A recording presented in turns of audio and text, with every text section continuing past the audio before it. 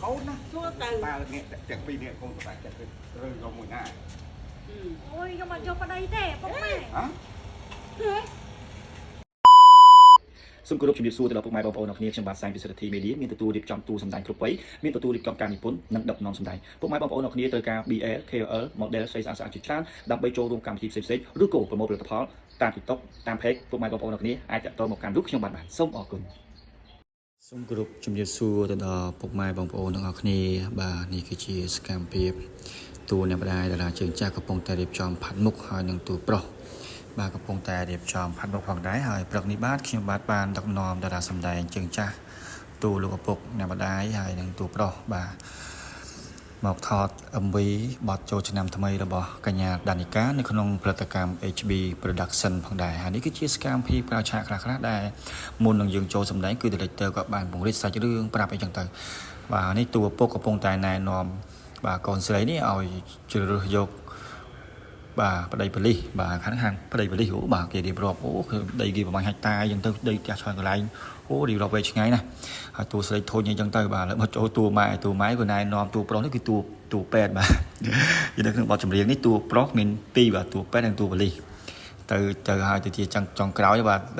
ទៅបានទៅលើអ្នកណាបងប្អូនតាមដានតែបងប្អូនឃើញក្បាលវីដេអូខាងលើបងប្អូនដឹងហើយបាទនេះពុំមករៀបរាប់បងប្អូនអូនេះបាទហើយតួពុកតួអីកំពុងតែអូរៀបរាប់អីណាបាទឥឡូវតួកូនទាំងពីរកំពុងតែមកជួបគ្នាហើយបទចម្រៀងនេះចំណងជើងថាតាមខាងណាតាមម៉ែក៏តាមឪកំពុងតែចរចាជាមួយម្ដាយបាទចរចាគ្នាបាទឥឡូវនេះចូលមកដល់ lip sync របស់កញ្ញាដានីកាបទចូលឆ្នាំតាមខាងណាសម្រាប់ពុកម៉ែបងប្អូនបងខាងម្ចាស់ផលិតកម្ម Sport ក្រុមហ៊ុនប្រមូលផលិតផលទាំងអស់បងប្អូនត្រូវការតារាសម្ដែងស្អាតគ្រប់វ័យបងប្អូនអាចតាក់ទងមកកាន់លោកខ្ញុំបាទមិនថា BA មកដែរ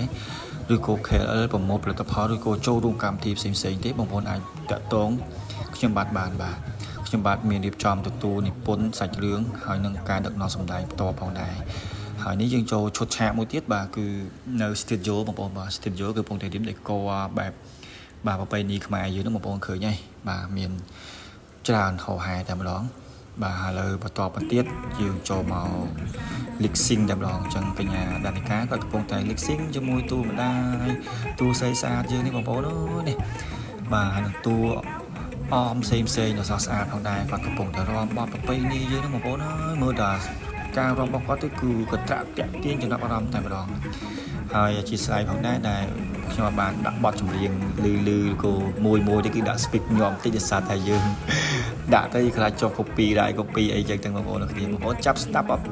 បទពេញទៅបាទបងពេញចេញឆាប់ហ្នឹងក្នុងផលិតកម្ម HB Production ហើយនេះគឺជាសកម្មភាពក្រៅឆាកខ្លះៗដែលខ្ញុំបានរៀបចំតារាសម្ដែងទៅថតហើយក៏បានថតជាវីដេអូសកម្មភាពបាទមកកាត់តដើម្បីទុកជាអនុស្សាវរីយ៍ហើយវីដេអូមានតែប៉ុណ្្នឹងទេអរគុណច្រើន